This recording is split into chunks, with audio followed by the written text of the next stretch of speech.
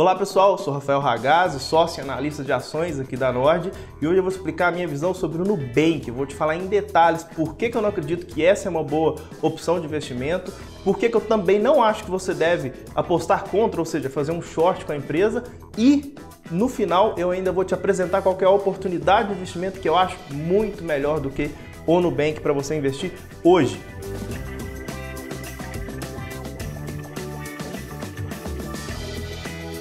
Emblemático, o IPO do Nubank ocorreu em dezembro do ano passado e a empresa estreou na Bolsa de Nova York, o Nubank não estreou aqui na B3, valendo 41,5 bilhões de dólares, o que dá 233 bilhões na cotação atual de reais, fazendo dele o banco mais valioso da América Latina. Mesmo ainda dando prejuízo, o Nubank chegou na Bolsa valendo mais que o Itaú, que entrega 7 bilhões de reais de lucro por trimestre. As ações do Nubank chegaram a subir quase 32% ali nos dois primeiros pregões apenas, para depois caírem 43% e então, nos últimos dias, elas voltaram a subir, retornando ali a cotação próxima daquela que a empresa foi precificada no IPO. Na época do IPO eu fiz o relatório completo sobre a empresa para os meus assinantes do Nord10X, que é o nosso produto de Growth Investing aqui da Nord, e hoje eu vou compartilhar com vocês aqui no YouTube qual que é a minha visão sobre essa empresa. E lógico, também te falar qual que é a oportunidade que eu acredito que seja muito melhor do que o Nubank. Então, vamos lá começar falando sobre o que o Nubank é, contando um pouquinho da sua história. O Nubank ele foi fundado aqui no Brasil em 2013 pelo colombiano Davi Vélez, pela brasileira Cristina Junqueira e pelo americano Edward Weibel. Então, uma empresa que tem uma origem, fundadores de diversos países. O primeiro produto da empresa foi seu cartão de crédito roxinho, que ficou bem famoso, e chegou com a proposta de não cobrar nenhuma anuidade, em uma experiência totalmente digital e com juros mais baixos do que os praticados no mercado financeiro aqui no Brasil. Anos mais tarde, lá em 2017, a empresa lançou sua conta de pagamentos, também totalmente digital, sem tarifas de manutenção e com transferências gratuitas, que atualmente está pagando 100% do CDI para o dinheiro que você deixa lá nessa conta. No ano seguinte, o banco lançou seu cartão pré-pago e com 2 novos produtos ele aumentou consideravelmente seu mercado endereçável, incluindo potenciais clientes de baixa renda que ainda não estão aptos para um produto de cartão de crédito. O principal público-alvo do banco com esse movimento era atrair aqueles brasileiros que são ou eram não bancarizados, ou seja, que ainda não tinham uma conta corrente em um banco. A partir de 2019, o Nubank acelerou consideravelmente o seu ritmo de expansão, enquanto complementou seu portfólio de produtos com soluções de crédito pessoal, conta empresarial, corretagem de seguros e também produtos de investimentos. O banco também deu início à sua expansão internacional nos últimos anos e hoje ele tem operação no México e na Colômbia. Em apenas 8 anos, o Nubank saiu de zero para a impressionante marca de 48 milhões de clientes, isso dados do terceiro trimestre de 2021. Praticamente todo esse crescimento ele veio de maneira orgânica e sem demandar muito investimento em marketing. O grande destaque da história de crescimento do Nubank é o fato de que de 80% a 90% dos seus clientes, é o que estava ali no prospecto, foram conquistados pela empresa de maneira totalmente não remunerada, por meio do boca a boca, de uma indicação de um cliente que já está lá e indicou um parente, um amigo, porque gostou do serviço, ou seja, sem incorrer em despesas diretas de marketing. O custo médio de aquisição de clientes, conhecido como CAC, dos 9 primeiros meses de 2021, foi de apenas R$ 26,75, que é um dos mais baixos do mundo, sendo que as despesas com marketing representaram apenas 20% destes gastos. O restante está relacionado aos custos operacionais incorridos ao adicionar um novo cliente à base, que a gente chama de onboard, o que custa para colocar um cliente para dentro. O marketing do Nubank ele é feito via suas iniciativas ali nas mídias sociais e nos demais canais digitais da empresa, principalmente com conteúdo educacional próprio e parcerias com grandes influenciadores. A mais famosa delas foi a parceria com a Anitta, que será um dos sócios públicos do banco nos próximos anos e também passou a integrar inclusive o conselho de administração da empresa. Vale ressaltar que o Nubank conquistou quase 15 milhões de novos clientes apenas nos últimos 9 meses. E nesse último trimestre, tô falando aqui dados do terceiro trimestre de 2021, ele adicionou uma média de 2 milhões de novos clientes por mês. é realmente impressionante. Mas não são apenas os custos de aquisição de clientes que são baixos. Sem uma enorme rede de agências e sem precisar ter dezenas de milhares de colaboradores, o custo médio mensal de servir por cliente ativo do banco também é muito baixo. Atualmente, a companhia oferece produtos e serviços porque ela chama de as 5 fases da jornada financeira dos seus clientes, que é gastar ali, com os cartões, as transferências, poupar nas suas contas digitais para pessoa física, para pessoa jurídica, investir com os produtos tanto de renda fixa com renda variável, tomar crédito, empréstimos pessoais e cartão de crédito, logicamente, e proteger com os seguros que ela faz ali a intermediação, uma corretora de serviços. Sendo que 71% desta vem de tarifas de intercâmbio. O que é tarifa de intercâmbio?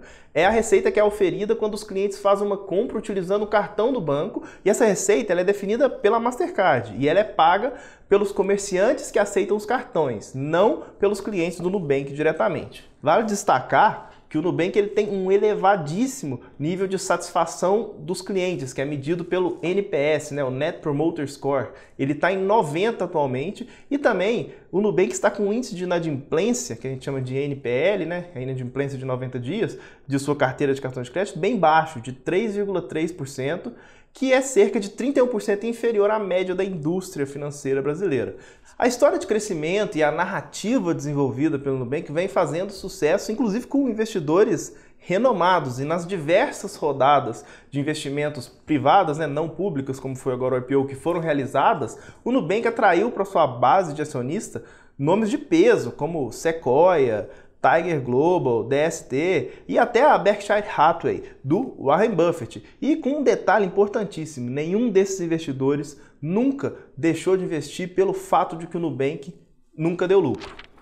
Bom, vamos falar agora de para onde que o Nubank está indo, A gente falou agora há pouco de o que ele é, o que ele fez para chegar até aqui, e agora vamos ver para onde ele quer ir. O setor bancário na América Latina ele é altamente concentrado. Para vocês terem uma noção, os 5 maiores bancos têm entre 70% e 85% dos mercados de seus países.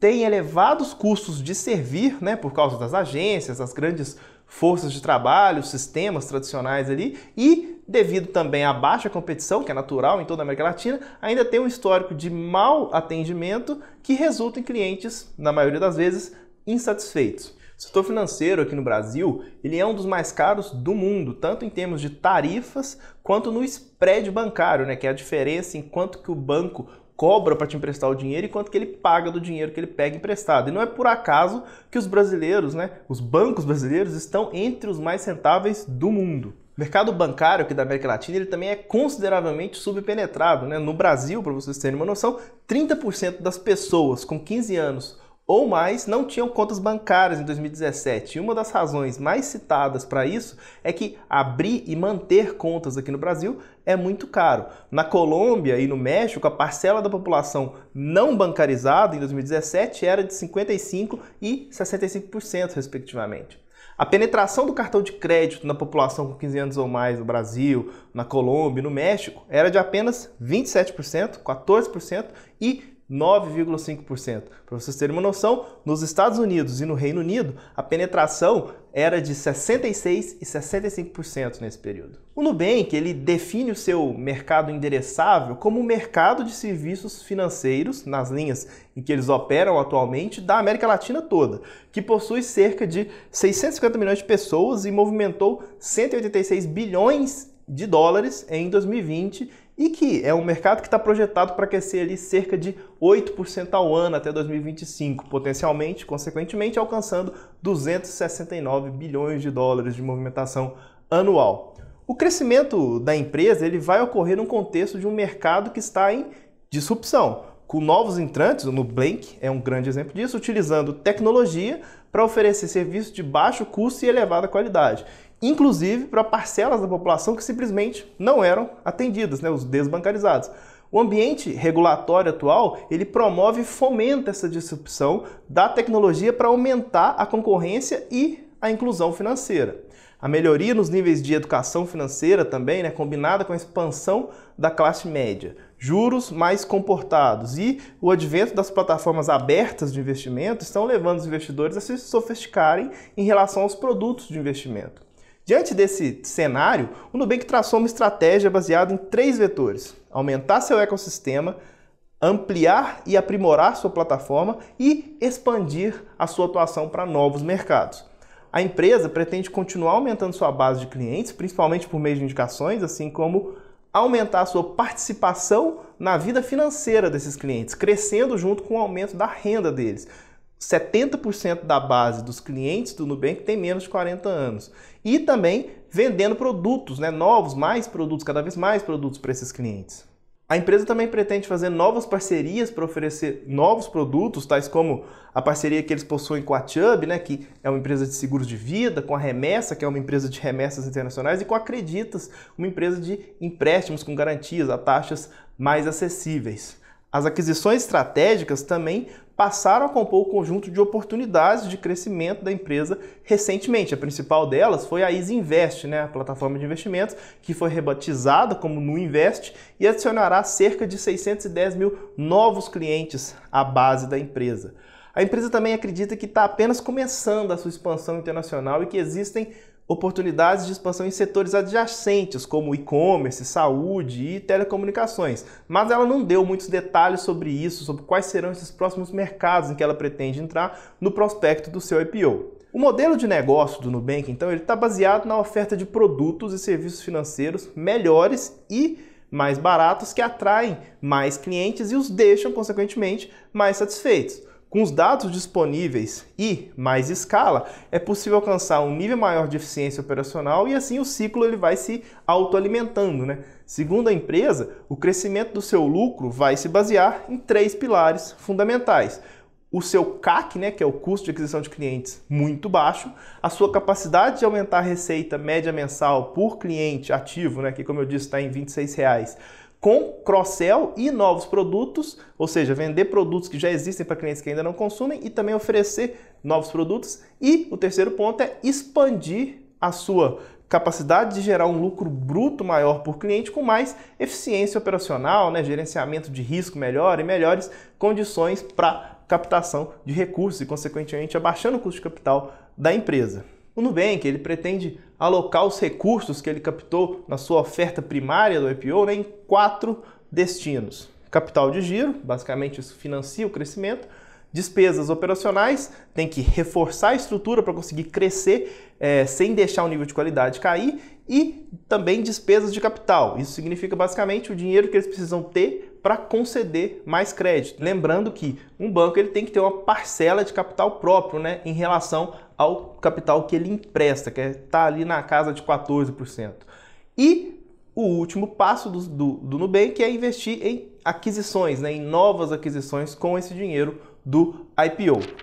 Já falamos sobre o que o Nubank é, um pouco da sua história. Já falamos também sobre para onde ele quer ir. E agora vamos falar sobre os principais riscos inerentes ao negócio, à empresa Nubank. Então vamos lá, Apesar de que o Nubank ele ainda precisa continuar entregando um crescimento considerável para justificar seu valuation, seu valor de mercado, esse não é o seu maior desafio. Mas sim monetizar essa base enorme de clientes que a empresa já tem. A própria empresa admite que continuará incorrendo em prejuízos no curto prazo. Está lá no prospecto do IPO do Nubank. O crescimento que eles foram capazes de entregar com um CAC tão baixo é de fato impressionante, assim como o NPS, o nível de satisfação de 90 é admirável. Mas talvez o principal ingrediente do sucesso do Nubank tenha sido exatamente não cobrar por nada, por boa parte dos serviços que eles oferecem. E acontece que ao entregar o crescimento dessa forma, o Nubank também acabou criando para si um desafio que não é nem um pouco fácil de ser superado. Começar a cobrar por serviços que sempre foram grátis pode prejudicar a sua capacidade de continuar crescendo ou até de manter os clientes que já estão na sua base, que podem estar lá só porque não pagam nada. Então, assim, isso não parece ser uma opção. O Nubank ele é altamente dependente também do seu negócio de cartão de crédito. Como eu disse, 57% da receita vem desses juros com cartão de crédito e também tem a receita com a taxa de intercâmbio que está ligada à sua operação de cartão de crédito. Então, atualmente, ele precisa conseguir vender mais produtos, mais serviços para os seus clientes e, assim como ele precisa obter novas fontes de receita. E esse é um enorme risco, ele pode falhar miseravelmente nessas árduas tarefas. Vamos falar agora de outro aspecto de risco, né? Os clientes do Nubank, eles são mais jovens, eles têm 34 anos em média e possuem uma renda média menor do que a dos clientes dos bancos tradicionais, né? Dos grandes bancos brasileiros. Portanto, tirar mais dinheiro de quem pode estar no Nubank apenas porque não quer pagar nada pode ser bastante complicado. E levando em consideração que o banco já tem 48 milhões de clientes, praticamente todos eles estão aqui no Brasil, e que o Itaú, né, que é o maior banco do Brasil, possui 60 milhões de clientes, fica evidente que em pouco tempo o Nubank ele vai depender bastante também da sua expansão internacional para conseguir, né, continuar mantendo o seu ritmo de expansão. E aí também existe um grande risco, né? Os esforços de internacionalização sujeitam a empresa a riscos bem maiores. São regulamentações diferentes, tem que lidar com mercados, né, populações diferentes, tem um risco bem grande relacionado à internacionalização, que é um fator crucial, né, para a empresa conseguir continuar crescendo. Vamos falar agora de outro fator de risco, que é a força da sua marca. A força da sua marca, ela trouxe a empresa até aqui, mas isso também acaba sendo um fator de risco para a empresa hoje, porque manter essa relevância, essa boa imagem, é crucial para que a empresa consiga reter e aumentar a sua base de clientes. E lembrando, né, que a competição no seu mercado tende a ser cada vez maior, tanto com outras fintechs quanto com os incumbentes, né, que são os grandes bancos brasileiros. Outro fator de risco, o Nubank, né, é uma empresa de tecnologia e, logicamente, ele precisa acompanhar as inovações dessa área, que não é tão simples assim, e também é uma instituição financeira, consequentemente, é uma empresa que está exposta a vários riscos operacionais ali do seu negócio, como riscos de fraude, tanto por parte dos seus colaboradores, né, quanto de terceiros que prestam serviços para a empresa, e até falhas em registrar devidamente as operações, falhas do funcionamento eficiente e ininterrupto, né, dos seus sistemas de tecnologia, ou erros manuais dos colaboradores. A gente sabe que isso acontece. Então esse é um ponto de atenção redobrada por conta, inclusive, do acelerado crescimento. Aumenta a chance de ter um problema quando o crescimento é tão grande. Os sistemas, né, e os métodos de identificação, de análise, de gerenciamento e controle de risco, isso é sempre um risco para uma instituição financeira, eles podem não ser adequados para evitar perdas relacionadas aos riscos de mercado, riscos de crédito, de liquidez, principalmente em empresas que não têm um histórico tão grande, uma experiência, né, uma expertise tão grande na concessão de crédito. E falhar também na proteção contra riscos relacionados à segurança cibernética pode causar uma perda tanto na receita quanto na reputação do banco. Ademais, eu acho que existem outros riscos inerentes, né, à atividade bancária, o risco de insuficiência de capital, de descasamento de taxa de juros, inadimplência, o aumento nos custos de captação, alterações na regulamentação, enfim, tudo que é natural de uma operação bancária. E, por fim, se você, preste bastante atenção nessa parte do vídeo, se você investe no Nubank, eu recomendo fortemente que você dê um pause e veja o que está escrito nesse trecho da descrição dos fatores de risco que está aparecendo aqui na sua tela agora. Então vamos lá. Agora é a hora de dar o veredito, de falar se o Nubank é ou não uma boa oportunidade de investimento. Na última rodada não pública, né, de investimentos, antes do IPO, que ocorreu ali em junho de 2021 e ficou famosa por contar com um investimento de 500 milhões de dólares da empresa de investimentos, né, da Berkshire Hathaway, do Warren Buffett, o Nubank ele foi avaliado em 30 bilhões. Passados apenas 5 meses, a empresa entendeu que havia chegado a hora de fazer o seu tão aguardado IPO e conseguiu estrear na Bolsa de Valores de Nova York, valendo 41,5 bilhões de dólares. Se o IPO tivesse ocorrido aqui na B3, o Nubank seria atualmente a terceira empresa mais valiosa da nossa bolsa, tendo inclusive um market cap, né, um valor de mercado maior do que de bancos como Itaú, Bradesco, Santander, BTG, Banco do Brasil, que entregam lucros entre 5 bilhões, né, que é o lucro do BTG, e 29 bilhões, que é o lucro do Itaú, no acumulado dos últimos 12 meses. Como o Nubank ele dá prejuízo, não faz sentido analisar seu múltiplo de preço-lucro, mas valendo 233 bilhões de reais, a empresa precisaria conseguir entregar um lucro de cerca de 15,5 bilhões de reais por ano para conseguir negociar um dia, né, em linha com o múltiplo de preço-lucro médio histórico das empresas da nossa bolsa, que é de 15 vezes. Então, para a gente dar o veredito, né, definir se o Nubank é ou não uma boa oportunidade de investimento, a gente precisa entender se esse crescimento esperado implícito no seu valor de mercado ele é alcançável, né, factível ou não. Então, vamos lá, vamos supor que o Nubank consiga realizar o incrível feito de manter o ritmo atual de crescimento, ou seja, adicionar 2 milhões de clientes por mês, por mais 5 anos. Isso elevaria a sua base de clientes de 48 milhões para 168 milhões, para vocês verem como que esses números começam a ficar um pouco surreais, né? Ainda que o Nubank ele consiga manter o atual índice de clientes ativos, né, que é de 73% no último trimestre, porque esse número sempre foi mais baixo, né? Coincidentemente, antes do IPO, esse número ficou mais alto. Com essas premissas, a empresa precisaria conseguir entregar um lucro anual por cliente ativo, né, de cerca de R$ 127, depois de estabilizar, né, essa fase de crescimento. A princípio, né, comparando com os R$ 418 que o Itaú entregou de lucro recorrente nos últimos 12 meses por cliente, os R$ 127 para o Nubank podem não parecer muito, mas tem um detalhe, né? O Itaú tem uma receita por cliente de mais de R$ 3.000, enquanto o Nubank tem uma receita média por cliente ativo de R$ 314 por ano. E é preciso ressaltar que tanto a receita quanto o lucro por cliente ativo do Itaú devem ser muito maiores que isso, né? Mas o banco ele não divulga esse número de clientes ativos. Eu até acredito que o Nubank possa conseguir entregar 15,5 bilhões de lucro em um ano e manter esse lucro, né, de maneira recorrente. Mas, definitivamente, não será fazendo o que ele faz hoje que ele vai chegar lá.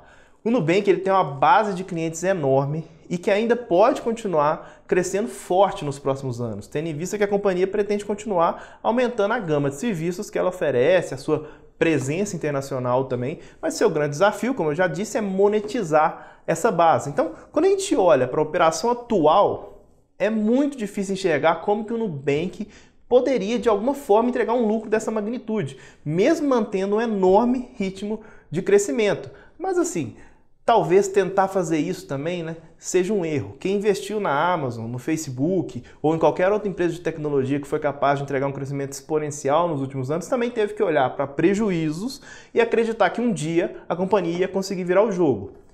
Quem investe no Nubank hoje não está se baseando nos fundamentos atuais da empresa, mas sim na fé de que um dia o banco vai dar um jeito de ganhar dinheiro.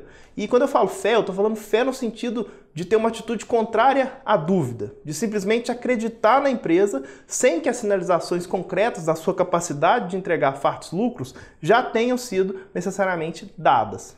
Então, sim, essa é uma tese de investimento que pode dar certo, mas definitivamente essa não é uma oportunidade que pode ser caracterizada como GARP, né, que é o que a gente chama de Growth at a Reasonable Price, ou crescimento a um preço razoável, né, que é o termo criado por Peter Lynch para definir o tipo de ação que fez ele conseguir entregar um retorno médio de 29% ao ano durante os 13 anos em que ele foi gestor de fundos. Um preço razoável para uma empresa com um elevado potencial de crescimento é aquele no qual o valor de mercado da empresa embute um crescimento esperado do seu lucro que é alcançável sem que premissas pouco factíveis precisem ser assumidas. Contudo, acho que vale ressaltar também de que apesar de que os fundamentos da empresa eles estão assim longe de justificar o valor de mercado dela atualmente, eu também não recomendo que você aposte contra o Nubank, ou seja, eu não recomendo que você faça um short no Nubank, por exemplo, porque é bom lembrar que a empresa tem quase 50 milhões de clientes e ela pode sim conseguir criar formas de cobrar algo dessa enorme base. Inclusive, eu acho que ela tem uma boa chance de fazer algo nessa direção e com iniciativas que podem até não ser relacionadas à atividade bancária. No começo do vídeo eu te falei que eu não recomendo o investimento nas ações do Nubank, falei também que não recomendo que você aposte contra a empresa e falei que ia te apresentar uma oportunidade muito melhor. Então vamos lá, vou te falar agora qual que é essa oportunidade. Apesar de que alguns números do Nubank de fato me surpreenderam positivamente, ter a oportunidade de conhecer melhor a empresa por conta dos dados que foram divulgados para o mercado ali no prospecto, né, me fez apenas gostar ainda mais do Inter, né, as ações BID11, que eu recomendei para os meus assinantes em outubro de 2020 e essas ações chegaram a subir 300%, mas por conta do recente mau humor do mercado, né, desde o meio aí do ano passado em relação às ações de crescimento em geral, elas estão dando uma oportunidade de entrada imperdível. O CAC, que é o custo de aquisição de clientes do Inter, né, nos primeiros 9 meses de 2021, a gente vai usar aqui a mesma base de comparação, ele é de R$ 28,64, que é apenas 7% maior que o do Nubank no período, e com um detalhe, né, quando a gente vai destrinchar os componentes desse CAC, entre os custos operacionais e os custos de marketing, é possível perceber que o Inter consegue ser bem mais eficiente ao adicionar um novo cliente, né? Aquele onboarding que eu falei. Enquanto o Inter ele gasta R$ 13,44 com custos operacionais relacionados ao onboarding, né? A entrada de um novo cliente, o Nubank gasta R$ 21,40. Era de se esperar que com uma escala muito maior o Nubank fosse ser mais eficiente nesse aspecto, né? O Nubank tem quase 50 milhões de clientes e o Inter fechou 2021 agora, de acordo com suas prévias, com 16,3 milhões de clientes. Mas, como a gente está vendo aqui pelos dados, não é isso que acontece. Lembrando que o Nubank ele adicionou à sua base de clientes quase que o Inter inteiro apenas nos primeiros 9 meses de 2021. O custo de servir médio mensal por cliente ativo, né, outra métrica importante que a gente olha para empresas de elevado crescimento do Inter, ele é atualmente 4 vezes maior que o do Nubank, ele está ali em 17,14, o que ainda é 40% menor do que o estimado para os bancos incumbentes brasileiros pelo Nubank ali no seu prospecto. E a diferença entre os dois está em linha com a diferença do número de clientes de cada um. Contudo, o fato de que o Inter também está bem à frente, né, no que tange a essa efetiva criação de um ecossistema, isso é refletido, né, na sua receita média por cliente ativo, que é 48% maior que a do Nubank e está ali em 38,8% atualmente. Apesar de que também ele isenta os clientes de várias taxas, de várias tarifas, o Inter ele possui um ecossistema que é de fato mais completo. Isso acaba fazendo com que o banco tenha mais fontes de receita e que ele consiga monetizar muito melhor a sua base. Um bom exemplo da diferença de mentalidade entre o Inter e o Nubank pode ser visto no reconhecimento da receita com float, né, que é o saldo de depósitos dos clientes sendo aplicado ao CDI e gerando uma receita para o banco. Isso no Banco Inter totalizou uma receita de 71 milhões no terceiro trimestre de 2021.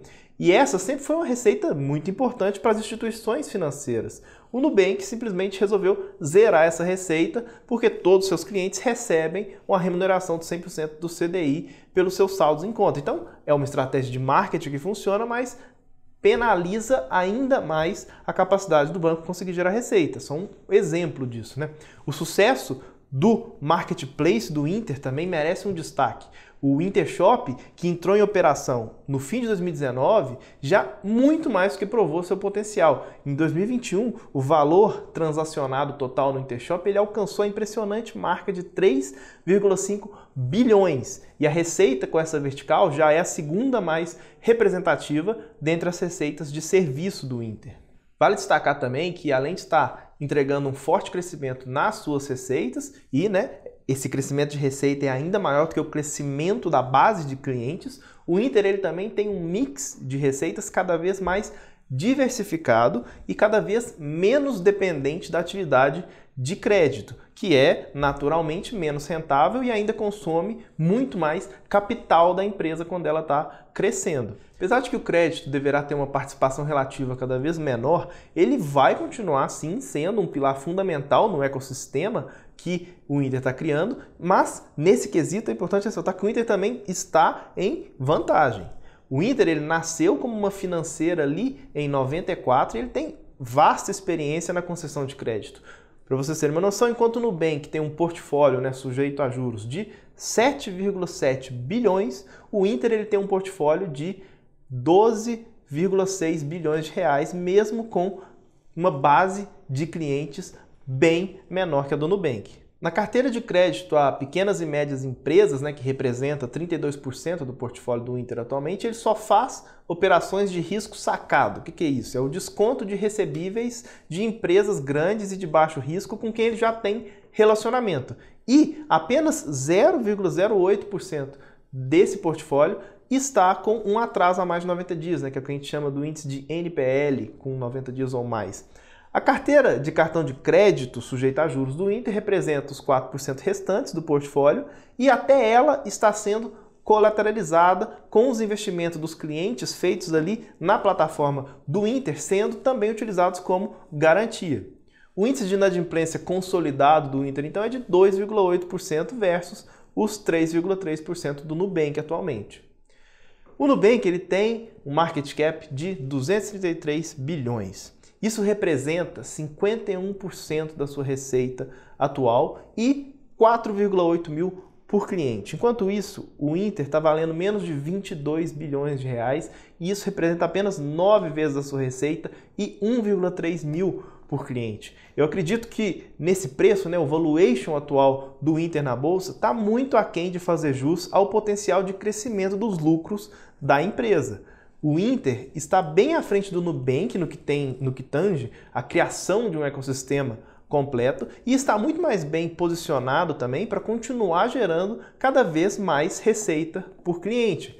As incertezas sobre a lucratividade futura do Inter são muito mais relacionadas à sua capacidade de continuar crescendo, partindo de uma base bem menor, né, do que relacionadas à criação de novas fontes de receita. Consequentemente, o risco da tese também acaba sendo muito menor. Vale ressaltar que o Inter também está de partida para a Bolsa Americana, né, o Nubank fez seu IPO lá, e o timing acaba sendo muito bom, porque com a quantidade de holofotes que o IPO do Nubank atraiu, os investidores vão dar uma olhadinha, pelo menos, no Inter, né, quando ele estiver fazendo essa transição. E aí eu acho que eles vão começar a perceber que não faz sentido nenhum as ações do Inter negociar a múltiplos menores que as do Nubank. Depois de finalmente ter acesso, né, aos números do Nubank e depois de analisar a empresa mais a fundo, uma única coisa mudou na minha cabeça em relação ao Inter. Agora eu gosto ainda mais dessa empresa, agora eu gosto ainda mais dessa oportunidade de investimento. Me conta aqui nos comentários se você possui ações ou do Nubank ou do Inter, se esse vídeo, inclusive, mudou a sua opinião sobre alguma dessas duas empresas. E se você também chegou até aqui, se você gostou desse conteúdo que eu acabei de te apresentar, eu te convido a conhecer meu trabalho no Nord 10x. Eu acredito que se você não tem a pretensão de acertar máximas e mínimas do mercado, né, de fazer market timing, o momento atual é excelente para investir em ações de crescimento pensando no longo prazo. Nós temos atualmente 11 ações na carteira recomendada, todas de empresas que eu acredito que vão estar entregando lucros bem maiores daqui a alguns anos e que estão negociando a ótimos preços no momento. Clicando no link que está aqui na descrição, você vai ter acesso a tudo que a gente oferece para os nossos assinantes de maneira gratuita por um período de degustação de 30 dias. E se você entender que o Growth Invest, que é investir em ações de crescimento, não é para você, a gente não vai te cobrar nada. Além disso, se você puder deixar um like, se inscrever no nosso canal e compartilhar esse conteúdo com as pessoas que possuem algumas dessas ações, te agradeço muito. Um abraço e até a próxima!